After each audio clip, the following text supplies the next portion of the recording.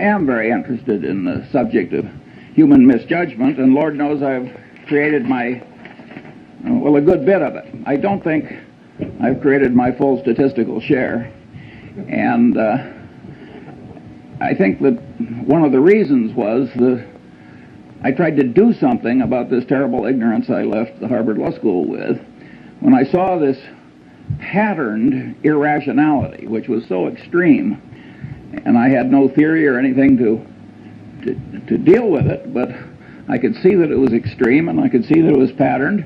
I just started to create my own system of psychology, partly by casual reading, but largely from personal experience, and I used that pattern to help me get through life. Fairly late in life, I stumbled into this book, Influence, by a psychologist named Bob Cialdini, who became a super tenured hotshot on a 2,000-person faculty at a very young age. And he wrote this book, which has now sold 300,000 copies, which is remarkable for it's an academic book aimed at a popular audience. And that filled in a lot of holes in my crude system. And when those holes had filled in, I thought I had a system that was a good working tool, and I'd like to share that one with you. And I came here because behavioral economics, how could economics not be behavioral? If it isn't behavioral, what the hell is it? I think it's fairly clear that all reality has to respect all other reality. If you come to inconsistencies, they have to be resolved. And so the idea of, if there's anything valid in psychology, economics has to recognize it, and vice versa. So I think the people that are working on this fringe between economics and psychology are absolutely right to be there, and I think there's been plenty wrong over the years. Well, let me romp through as much of this list as I have time to get through. 24 standard causes of human misjudgment.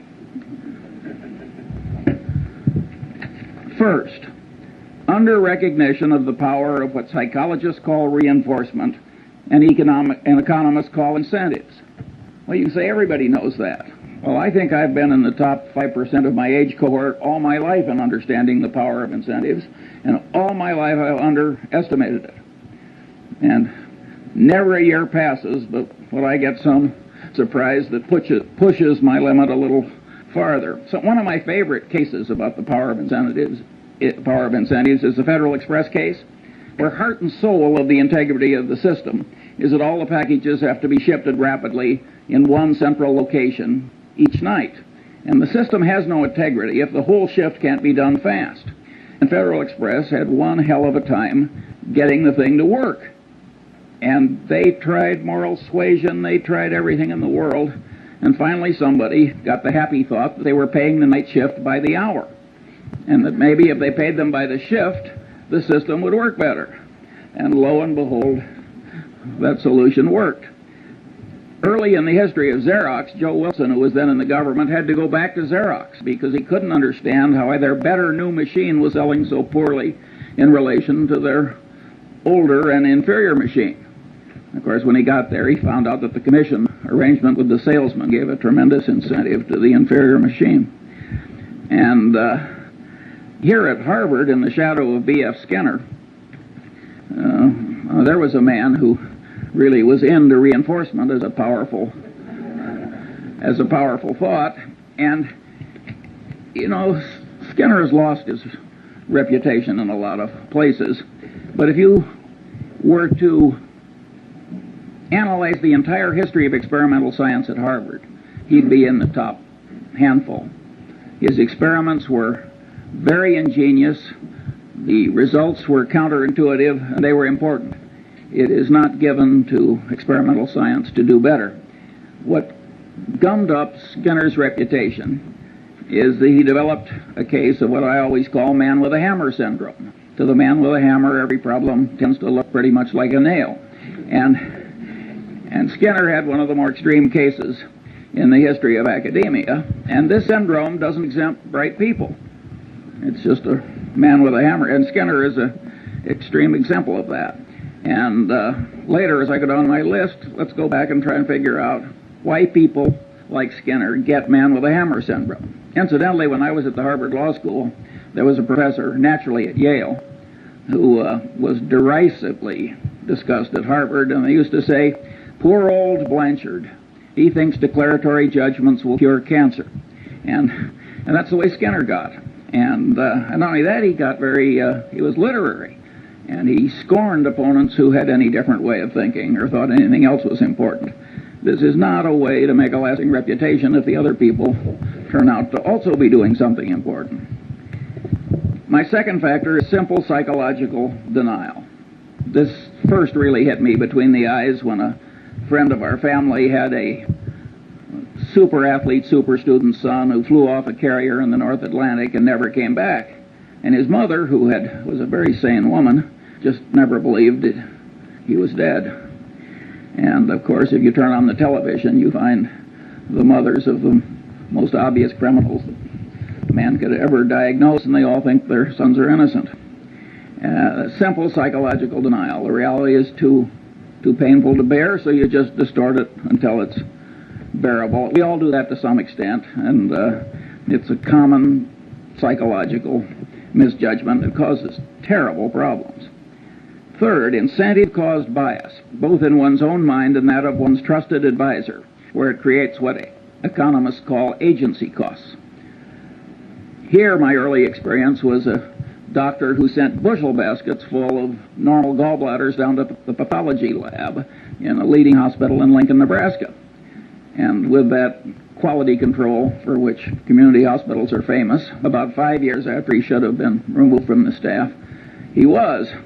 And one of the old doctors who participated in the removal was also a family friend, and I asked him, I said, "Tell me, did he think here's a way for me to exercise my talents?" This guy was very skilled, technically, and make a high living by doing a few maimings and murders every year, along with some frauds. He said, "Hell no, Charlie." He thought that the gallbladder was the source of all medical evil, and that if you really loved your patients, you couldn't get that organ out rapidly enough. Now that's an extreme case, but in lesser strength, it's present in every profession and in every human being, and it causes perfectly terrible behavior. If you take sales presentations of brokers of commercial real estate and businesses, I'm 70 years old. I've never seen one I thought was even within hailing distance of objective truth. And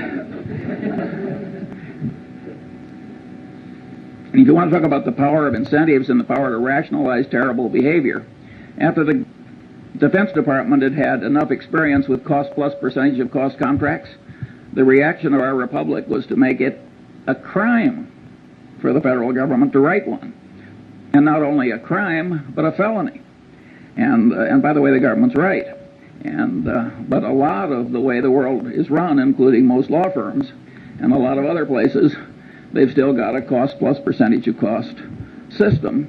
And human nature, with its version of what I call incentive-caused bias, causes this terrible abuse. And many of the people who are doing it, you would be glad to have marry into your family compared to what you're otherwise going to get.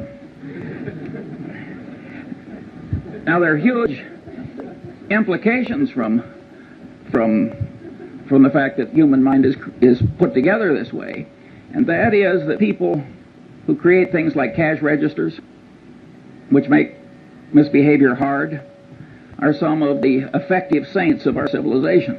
And the cash register was a great moral instrument when it was created, and Patterson knew that, by the way. He had a little store, and the people were stealing him blind and never made any money, and people sold him a couple of cash registers, and it went to profit immediately.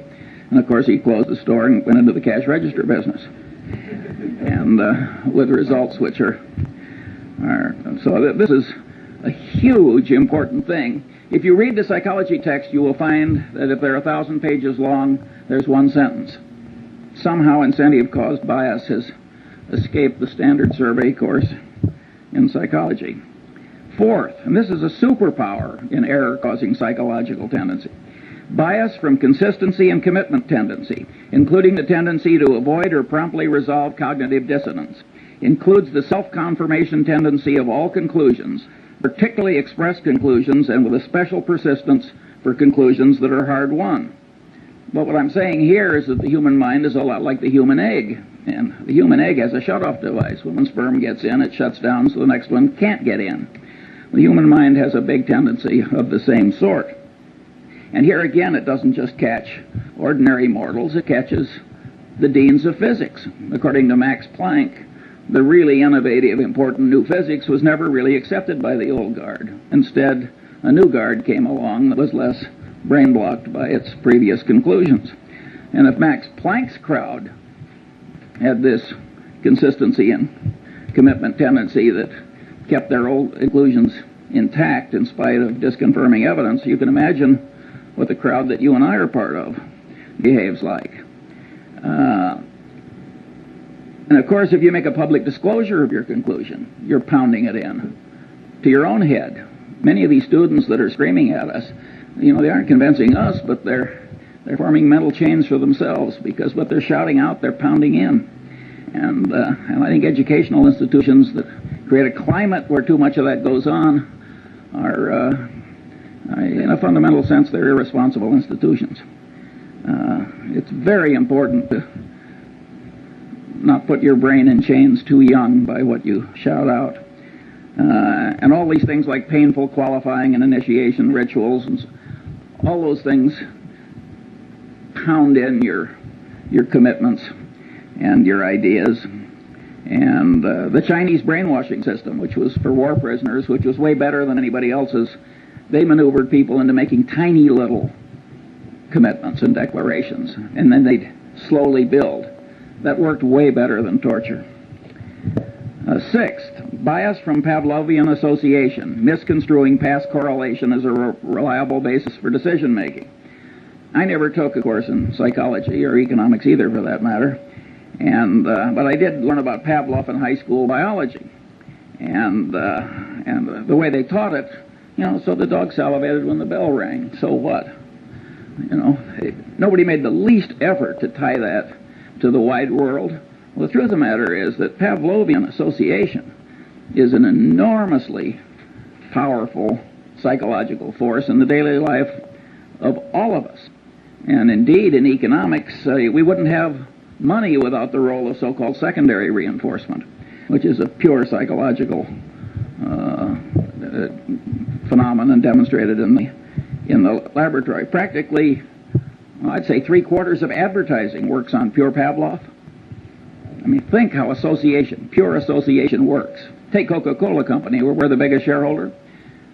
They want to be associated with every wonderful image. Heroics in the Olympics, wonderful music, you name it. They don't want to be associated with presidents' funerals and so forth. When have you seen a Coca-Cola ad? And the association really works. And all these psychological tendencies work largely or entirely on a subconscious level, which makes them very insidious. Then you've got Persian messenger syndrome. The Persians really did kill the messenger who brought the bad news. You think that is dead? I mean, you should have seen Bill Paley in his last 20 years. He didn't hear one damn thing he didn't want to hear. People knew that it was bad for the messenger to bring Bill Paley things he didn't want to hear. Well, that means that the leader gets in a cocoon of unreality. And it's a great big enterprise, and boy, did he make some dumb decisions in the last 20 years. And no, Persian messenger syndrome is alive and well. When I saw some years ago Arco and Exxon arguing over a few hundred millions of ambiguity in their North Slope treaties before a Superior Court judge in Texas with armies of lawyers and experts on each side. Now, this is a Mad Hatter's Tea Party. Two engineering-style companies can't resolve some ambiguity without spending tens of millions of dollars in some Texas Superior Court. In my opinion, what happens is that nobody wants to bring the bad news to the executives up the line. That here's a few $100 million you thought you had that you don't. And it's much safer to act like the Persian messenger who goes away to hide rather than bring home the news of the battle lost. talking about economics, you get a very interesting phenomenon that I've seen over and over again in a long life. You've got two products. Suppose they're complex technical product. Now you think under the laws of economics that if product A costs X, if product Y costs X minus something, it will sell better than if it sells at X plus something. But that's not so. In many cases, when you raise the price of the alternative product, it'll get a larger market share than it would when you make it lower than your competitor's product. That's because the bell, the Pavlovian bell, ordinarily there's a correlation between price and value. You have an information inefficiency. And so when you raise the price, the sales go up relative to your competitor. That happens again and again and again. It's a pure Pavlovian phenomenon, and you can say, well, the economists have figured this sort of thing out when they started talking about information inefficiencies. But that was fairly late in economics that they found such an obvious thing. And of course, most of them don't ask what causes the information inefficiencies. Well, one of the things that causes it is pure old Pavlov and his dog. Now you've got bias from Skinnerian association, operant conditioning, where you give the dog a reward and pound in the behavior that preceded the dog's getting the award. And of course, Skinner was able to create superstitious pigeons by having rewards come, by accident with certain occurrences. And of course, we all know people who are the human equivalents of superstitious pigeons. That's a very powerful phenomenon. And of course, operant conditioning really works. The people in the center who think that operant conditioning is important are very much right. It's just that Skinner overdid it a little. Where you see in business just perfectly horrible results from psychologically rooted tendencies is in accounting. If you take Westinghouse, which blew $2 or $3 billion pre-tax at least, loaning developers to build hotels and virtually 100% loans. Now you say any idiot knows that there's one thing you don't like, it's a developer, and another you don't like, it's a hotel. And to make 100% loan to a developer is going to build a hotel. But this guy, he probably was an engineer or something, and he didn't take psychology any more than I did, and he got out there in the hands of these slick salesmen operating under their version of incentive cost bias, where any damn way of getting Westinghouse to do it was considered normal business, and they just blew it. That would never have been possible if the accounting system hadn't been such that for the initial phase of every transaction, it showed wonderful financial results. So people who have loose accounting standards are just inviting perfectly horrible behavior in other people, and it's a sin. It's an absolute sin. If you carried bushel baskets full of money through the ghetto and made it easy to steal, that would be a considerable human sin, because you'd be causing a lot of bad behavior, and the bad behavior would spread. Similarly, an institution that gets sloppy accounting commits a real human sin, and it's also a dumb way to do business, as Westinghouse has so wonderfully proved. Oddly enough, nobody mentions, at least nobody I've seen, what happened with Joe Jett and Kidder Peabody. The truth of the matter is the accounting system was such that by punching a few buttons, the Joe Jetts of the world could show profits, and profits that showed up in things that resulted in rewards and esteem and every other thing that human being. Well, the Joe Jetts are always with us, and they're not really to blame, in my judgment at least. But that bastard who created that foolish accounting system, who so far as I know has not been flayed alive, ought to be. Seventh, bias from reciprocation tendency, including the tendency of one in a role to act as other persons expect. Well, here again, Cialdini does a magnificent job at this, and you're all going to be given a copy of Cialdini's book. And if you have half as much sense as I think you do, you will immediately order copies for all of your children and several of your friends. You will never make a better investment. It is so easy to be a patsy for what he calls the compliance practitioners of this life. And but at any rate, reciprocation tendency is a very, very powerful phenomenon, and Cialdini demonstrated this by running around a campus, and he asked people to take juvenile delinquents to the zoo. And it was a campus, and so 1 in 6 actually agreed to do it. And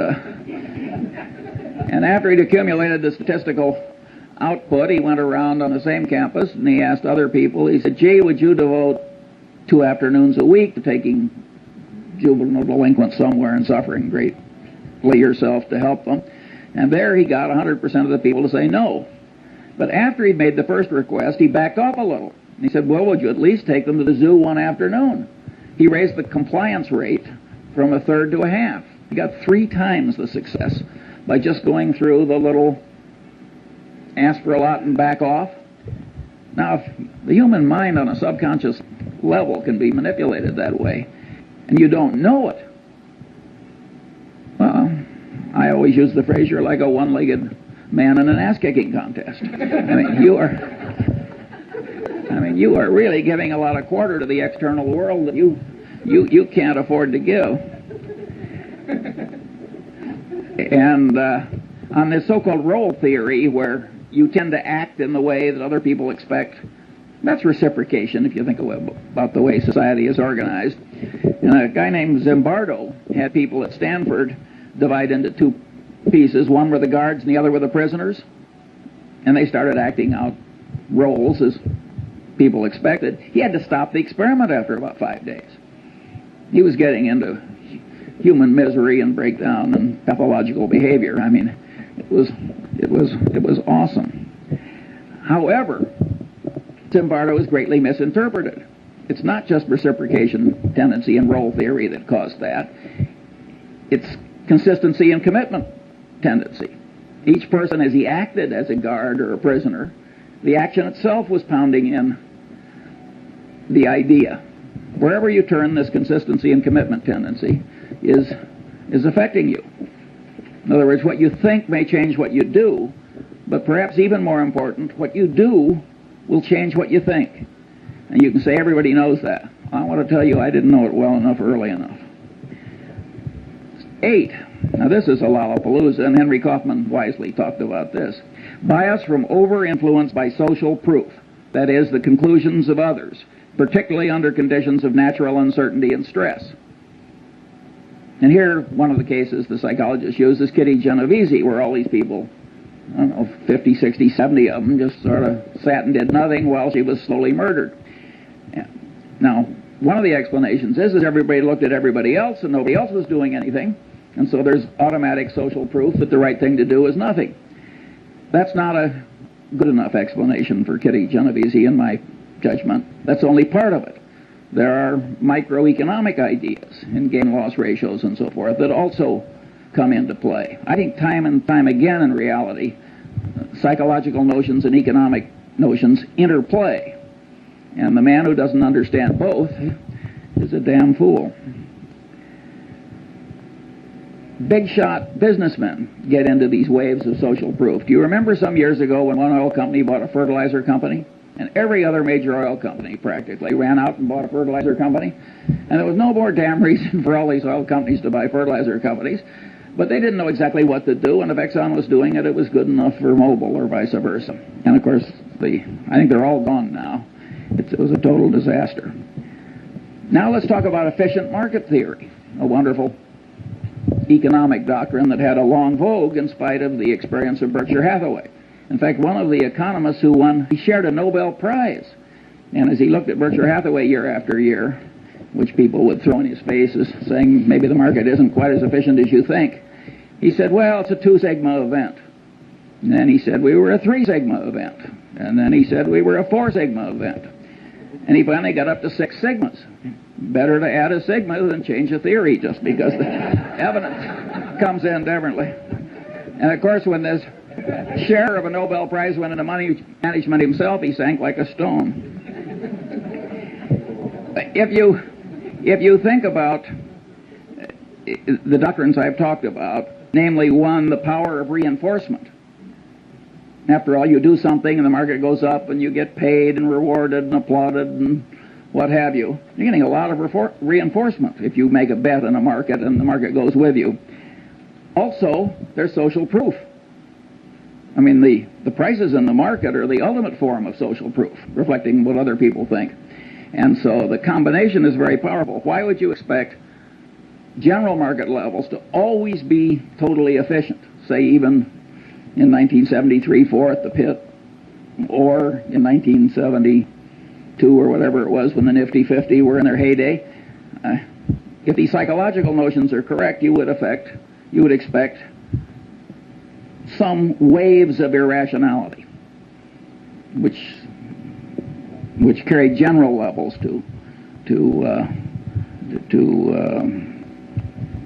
so they're inconsistent with reason. 9. What made these economists love the efficient market theory is the math was so elegant. And after all, math was what they'd learned to do. The man with a hammer, every problem tends to look pretty much like a nail. The alternative truth was a little messy. And they'd forgotten the great economist Keynes, whom I think said, better to be roughly right than precisely wrong. 9. Bias from contrast caused distortions of sensation, perception, and cognition. Here, the great experiment that Cialdini does in his class is he takes 3 buckets of water. One's hot, one's cold, and one's room temperature. He has the student stick his left hand in the hot water and his right hand in the cold water. Then he has them remove the hands and put them both in the room temperature bucket. And of course, with both hands in the same bucket of water, one seems hot and the other seems cold, because the sensation apparatus of man is over-influenced by contrast. It has no absolute scale. It's got a contrast scale in it. And it's a scale with quantum effects in it, too. It takes a certain percentage change before it's noticed. Maybe you've had a magician remove your watch. I certainly have, without your noticing it. It's the same thing. He's taking advantage of your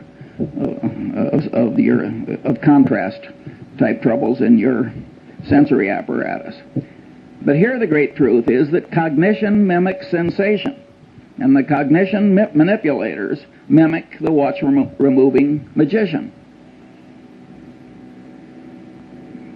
In other words, people are manipulating you all day long on this contrast phenomenon. Cialdini cites the case of the real estate broker, and you got the rube that's been transferred into your town, and the first thing you do is you take the rube out to 2 of the most awful overpriced houses you've ever seen. And then you take the rube to some moderately overpriced house, and then you stick them. And it works pretty well, which is why the real estate salesmen do it. And it's always going to work. And the accidents of life can do this to you, and it can ruin your life.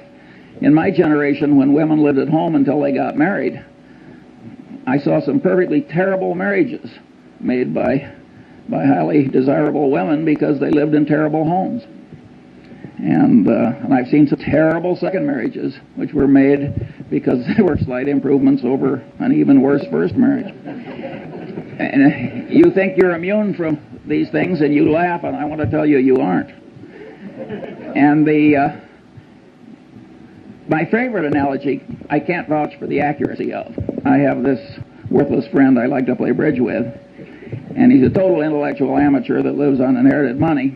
But he told me once something I really enjoyed hearing. He said, Charlie, he says, if you throw a frog into very hot water, the frog will jump out. But if you put the frog in room temperature water and just slowly heat the water up, the frog will die there. Now, I don't know whether that's true about a frog, but it sure is held true about many of the businessmen I know. And there again, it is the contrast phenomenon. These are hotshot, high-powered people. I mean, these are not fools. If it comes to you in small pieces, you're likely to miss. So you have to, if you're going to be a person of good judgment, you have to do something about this warp in your head where it's so misled by mere contrast. Bias from over-influence by authority. Well, here the Milgram experiment, as it's caused, I think there have been 1,600 psychological papers written about Milgram. And he had a person posing as an authority figure trick ordinary people into giving what they had every reason to expect was heavy torture by electric shock to perfectly innocent fellow citizens. And the experiment has been, he was trying to show that why Hitler succeeded and a few other things. So this really caught the fancy of the world. Partly it's so politically correct.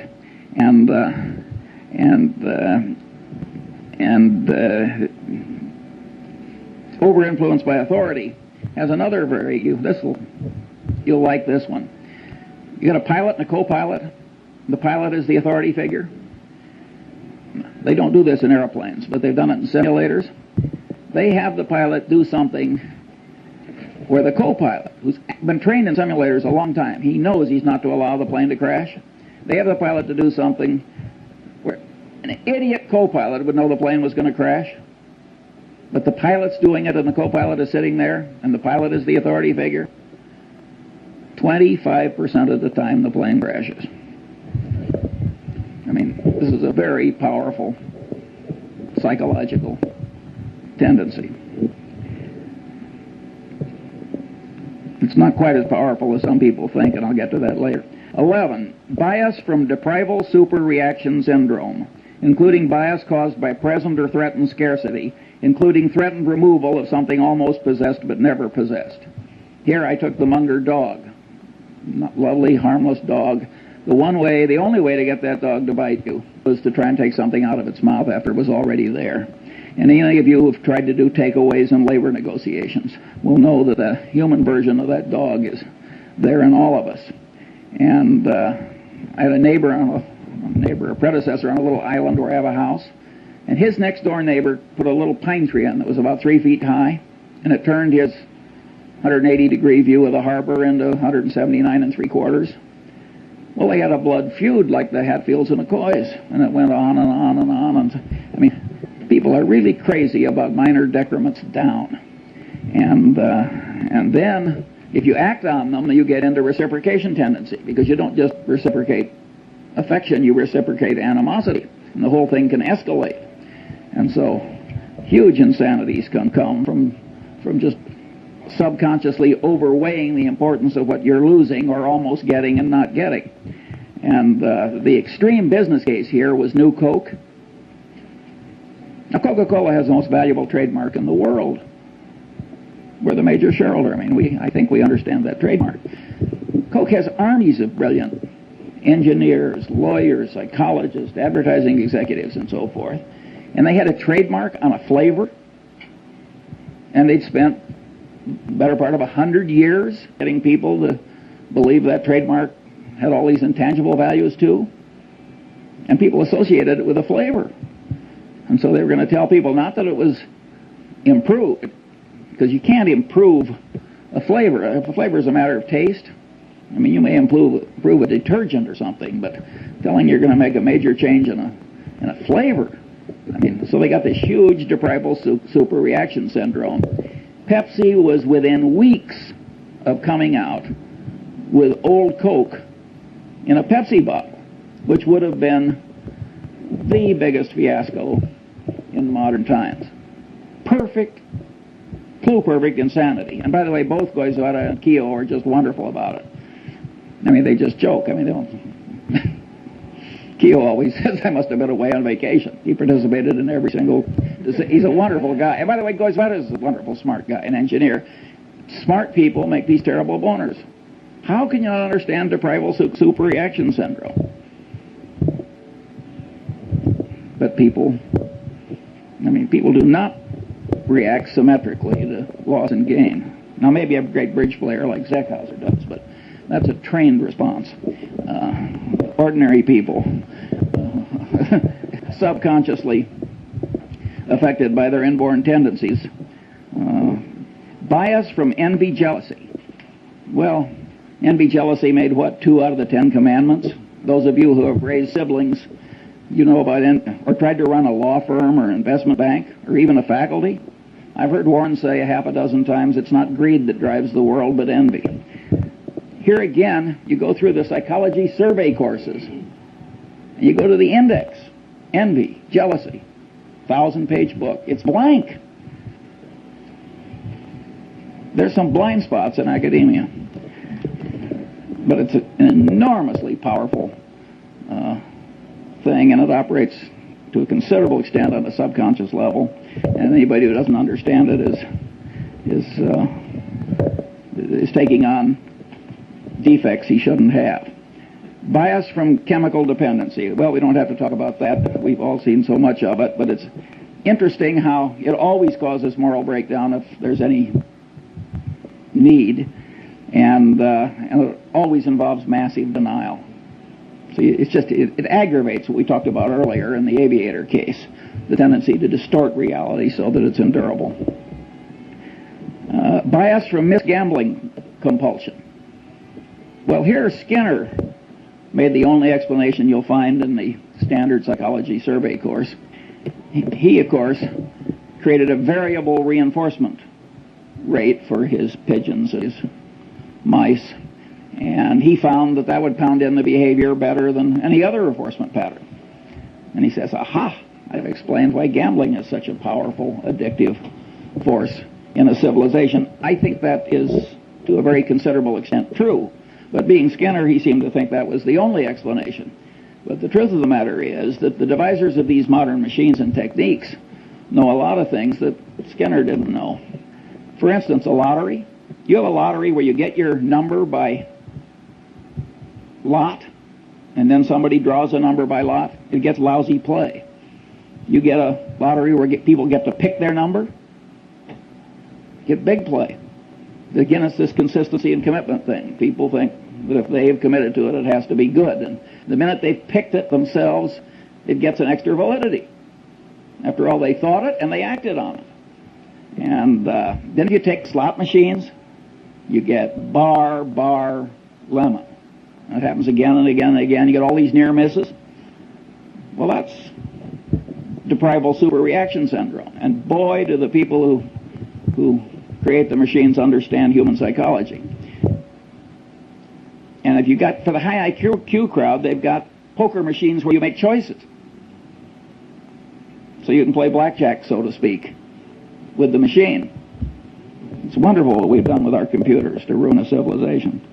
And but at any rate, misgambling compulsion is a very, very powerful and important thing. Look at what's happening to our country. Every Indian reservation, every river town, and look at the people who were ruined by it with the aid of their stockbrokers and others.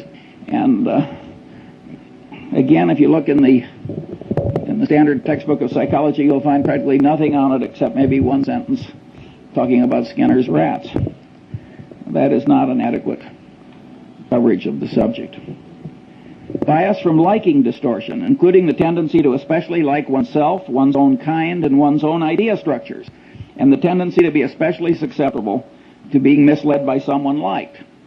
Disliking distortion, bias from that. The reciprocal of liking distortion, and the tendency not to learn appropriately from someone disliked. Well, here again we've got hugely powerful tendencies, and if you look at the wars in part of the Harvard Law School as we sit here, you can see that very brilliant people get into this almost pathological behavior. And these are very, very powerful, basic subconscious psychological tendencies, or at least partly subconscious. Now let's get back to B.F. Skinner, man with a hammer syndrome revisited. Why is man with the hammer syndrome always present? Well, if you stop to think about it, it's incentive-caused bias. His professional reputation is all tied up with what he knows. He likes himself and he likes his own ideas, and he's expressed them to other people. Consistency and commitment tendency. I mean, you got 4 or 5 of these elementary psychological tendencies combining to create this man with a hammer syndrome. And once you realize that you can't really buy your thinking done, partly you can, but largely you can't in this world, you have learned a lesson that's very useful in life. George Bernard Shaw said, and had a character say in The Doctor's Dilemma, in the last analysis, every profession is a conspiracy against the laity. But he didn't have it quite right, because it isn't so much a conspiracy as it is a subconscious psychological tendency. The guy tells you what is good for him.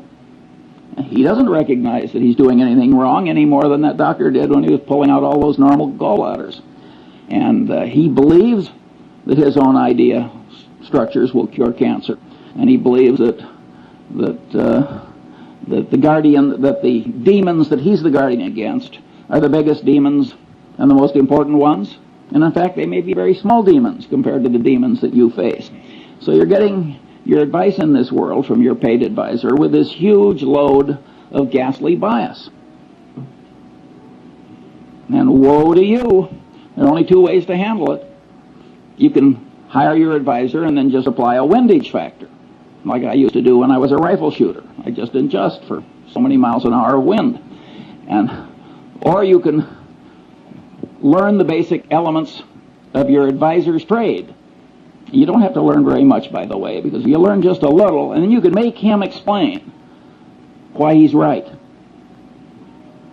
And those two tendencies will take part of the warp out of the thinking you've tried to hire done. By and large, it works terribly. I have never seen a management consultant's report in my long life that didn't end with the following paragraph: what this situation really needs is more management consulting. Never once. I always turn to the last page. Of course, Berkshire Hathaway doesn't hire them, so I only do this on sort of a voyeuristic basis.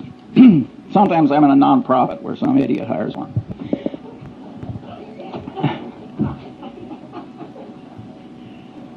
(17) Bias from the non-mathematical nature of the human brain in its natural state, as it deals with probabilities employing crude heuristics, and is often misled by mere contrast, a tendency to overweigh conveniently available information, and other psychologically rooted misthinking tendencies on this list, when the brain should be using the simple probability mathematics of Fermat and Pascal, applied to all reasonably obtainable and correctly weighted items of information that are of value in predicting outcomes. The right way to think is the way Zeckhauser plays bridge. It's just that simple. And your brain doesn't naturally know how to think the way Zeckhauser knows how to play bridge. Now, you notice I put in that availability thing, and there I'm mimicking some very eminent psychologists, Kahneman, I hope I pronounced that right, and Tversky, who raised the idea of availability to a whole heuristic of misjudgment. And, you know, they are very substantially right. I mean, ask the Coca-Cola Company, which has raised availability to a secular religion, if availability changes behavior. You will drink a hell of a lot more Coke if it's always available. I mean, availability does change behavior and cognition. Nonetheless, even though I recognize that and applaud Tversky and Kahneman, I don't like it for my personal system, except as part of a greater subsystem, which is, you got to think the way Zeckhauser plays the bridge. It isn't just the lack of availability that distorts your judgment. All the things on this list distort judgment. And I want to train myself to kind of mentally run down the list instead of just jumping on availability. So that's why I state it the way I do. In a sense, these psychological tendencies make things unavailable. Because if you quickly jump to one thing, and then because you've jumped to it, the consistency and commitment tendency makes you lock in, boom, that's error number one. Or if something is very vivid, which I'm going to come to next, that will really pound in. And the reason that the thing that really matters is now unavailable, and what's extra vivid wins, is, I mean, the extra vividness creates the unavailability. So I think it's much better to have a whole list of things that cause you to be less like Zeckhauser than it is just to jump on one factor. Here, I think we should discuss John Gutfriend. This is a very interesting human example which will be taught in every decent professional school for at least a full generation. Goodfriend has a trusted employee, and it comes to light, not through confession, but by accident, that the trusted employee has lied like hell to the government and manipulated the accounting system, and it was really equivalent to forgery. And the man immediately says, "I've never done it before. I'll never do it again. It was an isolated example." And of course, it was obvious that he was trying to help the government as well as himself, because he thought the government had been dumb enough to pass a rule that he'd spoken against. And after all, if a government's not going to pay attention to a bond trader at Solomon, what kind of a government can it be? But at any rate, and this guy has been part of a little clique that has made, way over $1 billion for Solomon in the very recent past. And it's a little handful of people. And so there are a lot of psychological forces at work. And you know the guy's wife, and he's right in front of you, and there's human sympathy, and he's sort of asking for your help, which is a form which encourages reciprocation, and there are all these psychological tendencies are working, plus the fact he's part of a group that will pay a lot of money for you. At any rate, Goodfriend does not cashier the man. And of course, he had done it before, and he did do it again. Well, now you look as though you almost wanted him to do it again. Or God knows what you look like, but it isn't good. And that simple decision destroyed John Goodfriend. And it's so easy to do. Now let's think it through like the bridge player, like Zeckhauser. You find an isolated example of a little old lady in the Seas Candy Company, one of our subsidiaries, getting into the till. And what does she say? "I never did it before. I'll never do it again. This is going to ruin my life. Please help me." And you know her children and her friends, and she's been around 30 years, and standing behind the candy counter with swollen ankles, and you're an old lady. Isn't that glorious a life? And you're rich and powerful, and there she is. "I never did it before, and I'll never do it again." Well, how likely is it that she never did it before? If you're going to catch 10 embezzlements a year, what are the chances that any one of them, applying what Tversky and Kahneman call baseline information, will be somebody who only did it this once? And the people who have done it before and are going to do it again, what are they all going to say? Well, in the history of the Seas Candy Company, they always say, "I never did it before, and I'm never going to do it again." And we cashier them. It would be evil not to, because terrible behavior spreads. Remember, what was it, Serpico? I mean, you let that stuff, you got social proof, you got incentive caused bias, you got a whole lot of psychological factors that will cause the evil behavior to spread. And pretty soon the whole your place is rotten, the civilization is rotten. It's not the right way to behave.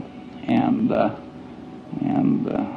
I will admit that when I knew the wife and children, I have paid severance pay when I fire somebody for taking a mistress on an extended foreign trip. It's not the adultery I mind, it's the embezzlement. But there,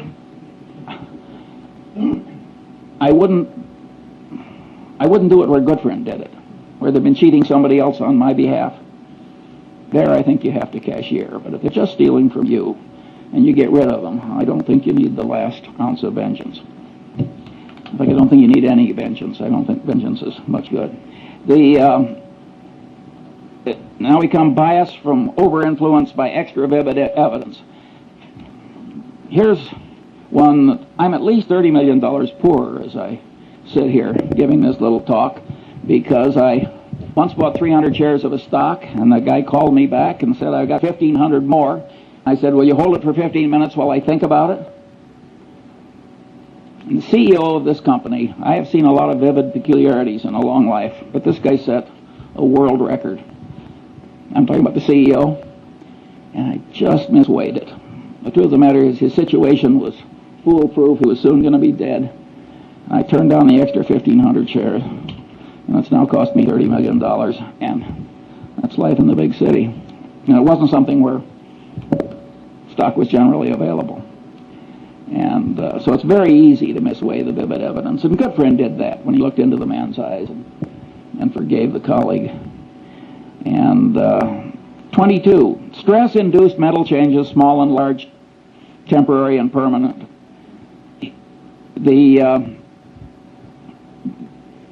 I've skipped one.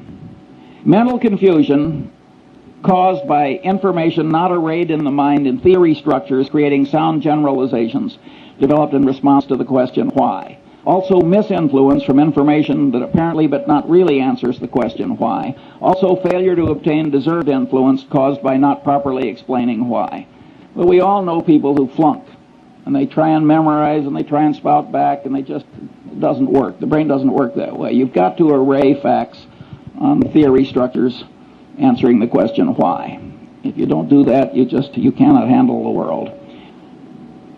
And now we get to Feuerstein, who was the general counsel of Salomon when Goodfriend made his big error. And Feuerstein knew better. He told Goodfriend, you have to report this as a matter of morality and prudent business judgment. He said, it's probably not illegal, there's probably no legal duty to do it, but you have to do it as a matter of prudent conduct and proper dealing with your main customer. And he said that to Goodfriend on at least 2 or 3 occasions. And he stopped. And of course the persuasion failed. And when Goodfriend went down, Feuerstein went with him. And it ruined a considerable part of Feuerstein's life. Well, Feuerstein was a member of the Harvard Law Review who made an elementary psychological mistake. You want to persuade somebody, you really tell them why. And what have we learned in lesson 1? Incentives really matter. He should have told, and vivid evidence really works. He should have told Goodfriend, you are likely to ruin your life and disgrace your family and lose your money. And is Mosier worth this? I know both men. That would have worked. So Feuerstein flunked elementary psychology, this very sophisticated, brilliant lawyer. But don't you do that. It's not very hard to do, just to remember that why is terribly important. Other normal limitations of sensation, memory, cognition, and knowledge, well, I don't have time for that. Stress-induced mental changes. Here my favorite example is the great Pavlov, and he had all these dogs in cages which had all been conditioned into changed behaviors. And the great Leningrad flood came, and just went right up, and the dog's in a cage, and the dog had as much stress as you can imagine a dog ever having. And the water receded in time to save some of the dogs, and Pavlov noted that they'd had a total reversal of their conditioned personality. Well, being the great scientist he was, he spent the rest of his life giving nervous breakdowns to dogs. And he learned a hell of a lot that I regard as very interesting. I have never known any Freudian analyst who knew anything about the last work of Pavlov. And I never met a lawyer who understood that what Pavlov found out with those dogs had anything to do with programming and deprogramming and cults and so forth. I mean, the amount of elementary psychological ignorance is out there in high levels is very substantial. Then we've got other common mental illnesses and declines, temporary and permanent, including the tendency to lose ability through disuse. And then I've got mental and organizational confusion from say-something syndrome. And here my favorite thing is the bee, the honeybee. And the honeybee goes out and finds the nectar, and he comes back, he does a dance that communicates to the other bees where the nectar is, and they go out and get it. Well, some scientist who was clever, like B.F. Skinner, decided to do an experiment. He put the nectar straight up, way up. Well, in a natural setting, there is no nectar way the hell straight up. And the poor honeybee doesn't have a genetic program that is adequate to handle what he now has to communicate. And you'd think the honeybee would come back to the hive and slink into a corner. But he doesn't. He comes into the hive and does this incoherent dance. And all my life I've been dealing with the human equivalent of that honeybee. And And it's a very important part of human organization to set things up so the noise and the reciprocation and so forth of all these people who have what I call say-something syndrome don't really affect the decisions. Now, the time has come to ask 2 or 3 questions. This is the most important question in this whole talk. What happens when these standard psychological tendencies combine? What happens when the situation or the artful manipulation of man causes several of these tendencies to operate on a person toward the same end at the same time? The clear answer is the combination greatly increases power to change behavior compared to the power of merely one tendency acting alone. Examples are Tupperware parties. Tupperware has now made billions of dollars out of a few manipulative psychological tricks. It was so schlock that directors of Justin Dart's company resigned when he crammed it down his board's throat. And he was totally right, by the way, judged by economic outcomes. Mooney conversion methods. Boy, do they work. He just combines 4 or 5 of these things together. The system of Alcoholics Anonymous. A 50% no drinking rate. Outcome when everything else fails. It's a very clever system that uses 4 or 5 psychological systems at once toward, I might say, a very good end. The Milgram experiment. See, Milgram, it's been widely interpreted as mere obedience. But the truth of the matter is that the experimenter who got the students to give the heavy shocks in Milgram, he explained why.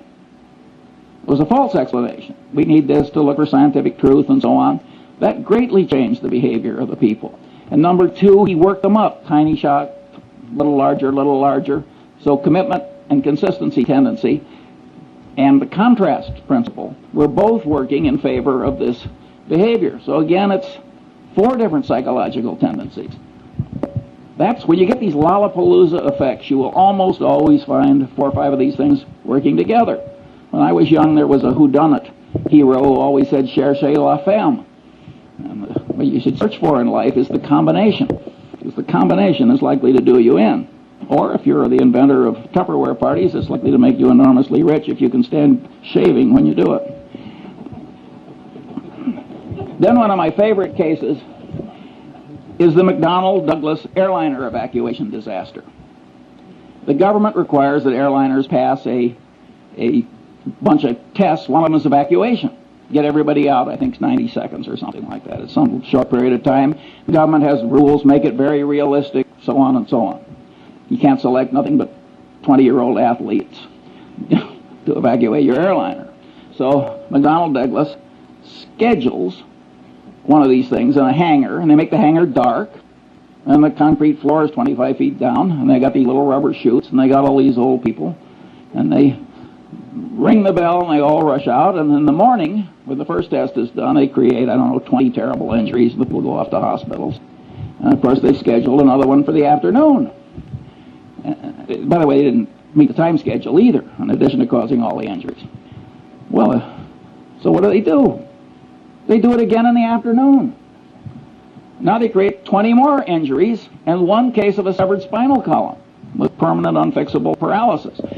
These are engineers, these are brilliant people, this is thought over through in a big bureaucracy. Again, it's a combination of a tendency. Authorities told you to do it. He told you to make it realistic. You've decided to do it. You've decided to do it twice. Incentive cost bias. If you pass, you save a lot of money. You've got to jump this hurdle before you can sell your new airliner. Again, 3, 4, 5 of these things work together, and it turns human brains into mush. And maybe you think this doesn't happen in picking investments?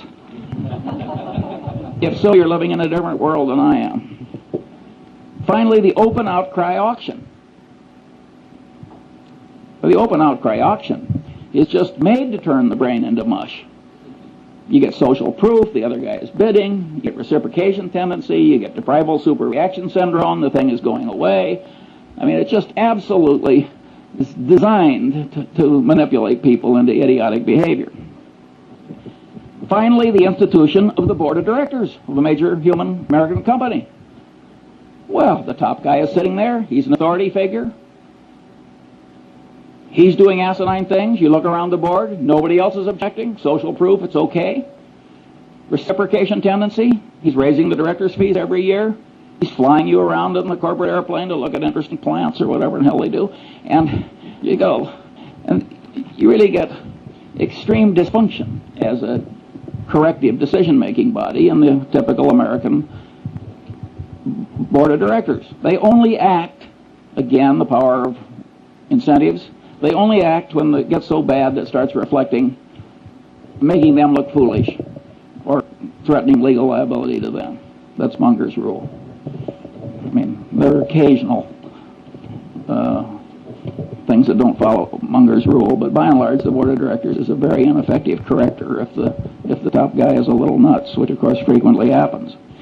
The second question: isn't this list of standard psychological tendencies improperly tautological compared with the system of Euclid? That is, aren't there overlaps, and can't some items on the list be derived from combinations of other items? The answer to that is plainly yes. 3, what good is in the practical world is the thought system indicated by the list? Isn't practical benefit prevented because these psychological tendencies are programmed into the human mind by broad evolution, so we can't get rid of them? Broad evolution, I mean the combination of genetic and cultural evolution, but mostly genetic. Well, the answer is the tendencies are partly good, and indeed probably much more good than bad, otherwise they wouldn't be there. By and large, these rules of thumb have worked pretty well for man given his limited mental capacity, and that's why they were programmed in by broad evolution. At any rate, they can't be simply washed out automatically, and they shouldn't be. Nonetheless, the psychological thought system described is very useful in spreading wisdom and good conduct when one understands it and uses it constructively. Here are some examples. Karl Braun's communication practices. He designed oil refineries with spectacular skill and integrity. He had a very simple rule. Remember I said why is important? You got fired in the Braun Company. You had to have 5 W's. You had to tell who what you wanted to do, where and when, and you had to tell him why. And if you wrote a communication and left out the why, you got fired. Because Braun knew it's complicated building an oil refinery. And it can blow up, all kinds of things happen. And he knew that his communication system worked better if you always told him why. That's a simple discipline, and boy does it work. 2, the use of simulators in pilot training. Here again, abilities attenuate with disuse. Well, the simulator is God's gift because you can keep them fresh. The system of Alcoholics Anonymous. That's certainly a constructive use of somebody understanding psychological tendencies. I think they just blundered into it, as a matter of fact. So you can regard it as kind of an evolutionary outcome. But just because they blundered into it doesn't mean you can't invent its equivalent when you need it for a good purpose. Clinical training in medical schools. Here's a profoundly correct way of understanding psychology. The standard practice is watch one, do one, teach one. Boy, does that pound in what you want pounded in. Again, the consistency and commitment tendency. And that is a profoundly correct way to teach clinical medicine. The rules of the U.S. Constitutional Convention. Totally secret, no vote until the final vote, then just one vote on the whole Constitution. Very clever psychological rules. And if they had a different procedure, everybody would have been pushed into a corner by his own pronouncements and his own oratory and his own, and no recorded votes until the last one. And they got it through by a whisker with those wise rules. We wouldn't have had the Constitution if our forefathers hadn't been so psychologically acute. And look at the crowd we got now. 6, the use of Granny's rule. I love this. One of the psychologists who works with the center gets paid a fortune running around America, and he teaches executives to manipulate themselves. Now, Granny's rule is you don't get the ice cream unless you eat your carrots. Well, Granny was a very wise woman. That is a very good system. And so this guy, very eminent psychologist, he runs around the country telling executives to organize their day. So they force themselves to do what's unpleasant and important by doing that first and then rewarding themselves with something they really like doing. He is profoundly correct. 7, the Harvard Business School's emphasis on decision trees. When I was young and foolish, I used to laugh at the Harvard Business School. I said, they're teaching 28-year-old people that high school algebra works in real life. We're talking about elementary probability. But later I I wised up and I realized that it was very important that they do that, and better late than never. 8, the use of postmortems at Johnson & Johnson. At most corporations, if you make an acquisition and it works out to be a disaster, all the paperwork and presentations that caused the dumb acquisition to be made are quickly forgotten. You got denial, you got everything in the world. You got Pavlovian association tendency. Nobody wants to even be associated with the damn thing or even mention it. Johnson & Johnson, they make everybody revisit their old acquisitions and wade through the presentations. That is a very smart thing to do. And by the way, I do the same thing routinely. 9, the great example of Charles Darwin is he avoided confirmation bias. Darwin probably changed my life because I'm a biography nut. And when I found out the way he always paid extra attention to the disconfirming evidence and all these little psychological tricks, I also found out that he wasn't very smart by the standards, the ordinary standards of human acuity. Yet there he is, buried in Westminster Abbey. That's not where I'm going, I'll tell you. And I said, my God, here's a guy that, by all objective evidence, is not nearly as smart as I am, and he's in Westminster Abbey. He must have tricks I should learn. And I started wearing little hair shirts like Darwin to try and train myself out of these subconscious psychological tendencies that cause so many errors. It didn't work perfectly, as you can tell from listening to this talk, but it would have been even worse if I hadn't done what I did. And you can know these psychological tendencies and avoid being the patsy of all the people that are trying to manipulate you to your disadvantage, like Sam Walton. Sam Walton will let a purchasing agent take a handkerchief from a salesman. He knows how powerful the subconscious reciprocation tendency is. That is a profoundly correct way for Sam Walton to behave. Then there's the Warren Buffett rule for open outcry auctions. Don't go. We don't go to the closed bid auctions, too, because that's a counterproductive way to do things ordinarily for a different reason, which Zeckhauser would understand. 4, what special knowledge problems lie buried in the thought system indicated by the list? Well, one is paradox. Now we're talking about a type of human wisdom that the more people learn about it, the more attenuated the wisdom gets. That's an intrinsically paradoxical kind of wisdom. But we have paradox in mathematics, and we don't give up mathematics. I say, damn the paradox. This stuff is wonderfully useful.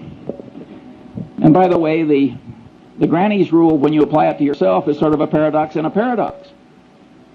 The manipulation still works even though you know you're doing it.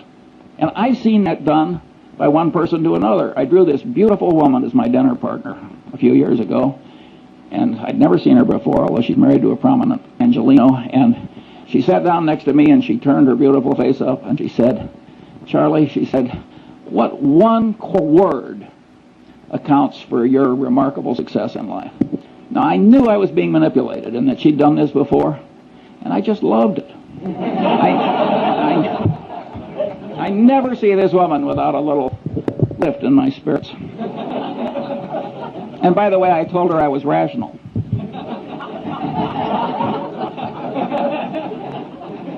You'll have to judge yourself whether that's true. I may be demonstrating some psychological tendency I hadn't planned on demonstrating. How should the best parts of psychology and economics interrelate in an enlightened economist's mind? 2 views. That's the thermodynamics model. You can't derive thermodynamics from Newtonian gravity and laws of mechanics, even though it's a lot of little particles interacting. And here's this wonderful truth that you can sort of develop on your own, which is thermodynamics.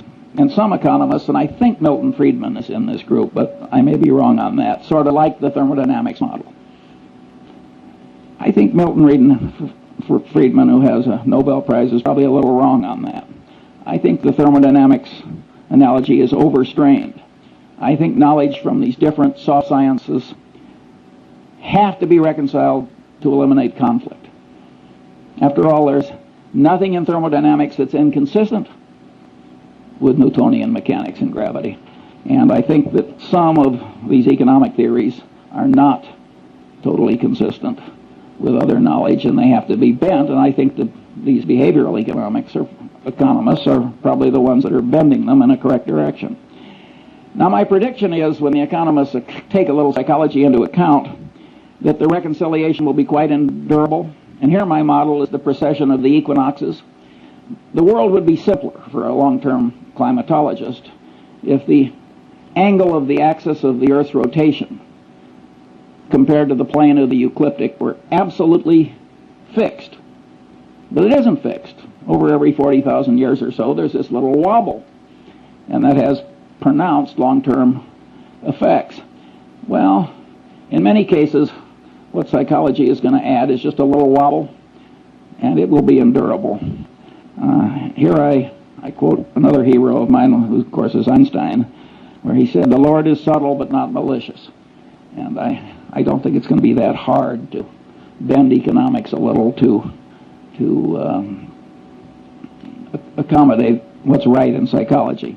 The final question is, if the thought system indicated by this list of psychological tendencies has great value, not widely recognized and employed, what should the educational system do about it? I am not going to answer that one now. I like leaving a little mystery. Have I used up all the time, so there's no time for questions? I think that what we're going to do is we're going to borrow a little bit of time from the end of today's summary of questions, and we're going to move it and allocate it to Charles Munger. That's definitely the thing. So when we have questions for 10 to 15 minutes, and then we'll ask other people questions mostly. By the way, the dean of the Stanford Law School is here today, Paul Brest, and he is trying to create a course at the Stanford Law School that tries to work stuff similar to this into worldly wisdom for lawyers, which I regard as a profoundly good idea, and he wrote an article about it, and you'll be given a copy along with Cialdini's book. Questions? Yeah. Would we be able to get a copy of that list of 24? Yes. I presume there would be one curious man. And I have it, and I'll put it over there on the table, but don't take more than one because I didn't anticipate such a big crowd. And if we run short, I'm sure the center is up to making other copies. And yeah. Well, let me just ask one question. If I had listened to this talk, I might have thought that you were a psychologist. If I had listened to this talk, I might have thought that Charles Munger was a psychology professor operating at a business school. Every once in a while, on a micro issue, you told us how you would have dealt with one of these issues, for example, with the unfortunate lady from Seas. But you didn't tell us how these tendencies affected you in what's probably the most important, or one of the most important elements of your success, which was deciding where to invest your money. And I'm wondering if you might relate some of these principles to some of your past decisions that way. Well, of course, an investment decision in the common stock of a company frequently involves a whole lot of factors interacting. Usually, of course, there's one big, simple model. And a lot of those models are microeconomic. And I have a little list of, it wouldn't be nearly 24 of those, but I don't have time for that one. And I don't have too much interest in teaching other people how to get rich. My personal, and that isn't because I fear the competition or anything like that. Warren has always been very open about what he's learned, and I share that ethos. My personal behavior model is Lord Keynes. I wanted to get rich so I could be independent, and so I could do other things like give talks on the intersection of psychology and economics. I didn't want to turn it into a total obsession. Yeah. Out of those 24, could you tell us the one rule that's most important? I would say the one thing that causes the most trouble is when you combine a bunch of these together, you get this Lollapalooza effect. And if you read the psychology textbooks, they don't discuss how these things combine, at least not very much. Do they multiply? Do they add? How does it work? I think it would be just an automatic subject for research, but it doesn't seem to turn the psychology establishment on. I think this is a man from Mars approach to psychology. I just reached in and took what I thought I had to have.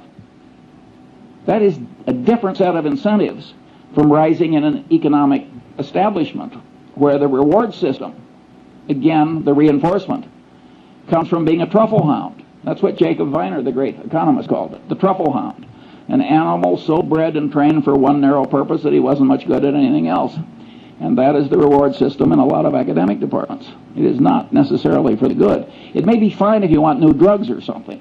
You want people stunted in a lot of different directions so they can grow in one narrow direction.